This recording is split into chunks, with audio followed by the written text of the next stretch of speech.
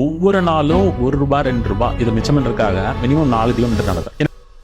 UG படிச்சு முடிக்கிறோம், வேலைக்கு போறோம், நம்ம ஃபேமிலியை காப்பாத்துறோம். இதுதான் என்னோட கான்செப்டா இருந்தது. யூஜி பத்தாது, பிஜி ஒன்று படிங்க, எம்சிஏ படிங்க அப்படின்ட்டு எல்லாருமே சொல்ல ஆரம்பிச்சாங்க. என்ன படிக்கணும் அப்படிங்கும்போது தான் ஈரோட்ல கோச்சிங் கிளாஸ் ஜாயின் பண்ண ஆரம்பிச்சோம். லோக்கல் பஸ் ஏறினா அப்பெல்லாம் ₹2 ₹3 ஆகும். நான் என்ன பண்ணுவேன்னா அந்த ₹2 ₹3 எல்லாம் செலவு பண்ணுவேன். இங்கிருந்து 4 கிலோமீட்டர் நடந்து போய் கோச்சிங் கிளாஸ் முடிச்சுட்டு என்ட்ரன்ஸ் எக்ஸாம் படிப்பேன். என்ட்ரன்ஸ் எக்ஸாம் முடிச்சுட்டு பஸ் ஸ்டாண்ட் வருவேன். அங்கிருந்து தாத்தா வீட்டுக்கு கிளம்பிடுவேன். ஒவ்வொரு நாளும் ₹1 ₹2 இது மிச்சம் பண்றதுக்காக மினிமம் 4 கிலோமீட்டர் நடக்கும். எனக்கு அந்த வலி வேதனை எதுவுமே தெரியாது. ஏன்னா என்னோட லட்சியம் வந்து அவ்வளவு பெருசா இருந்தது. ஏன்னா எனக்கு பின்னாடி என் குடும்பம் இருக்குது.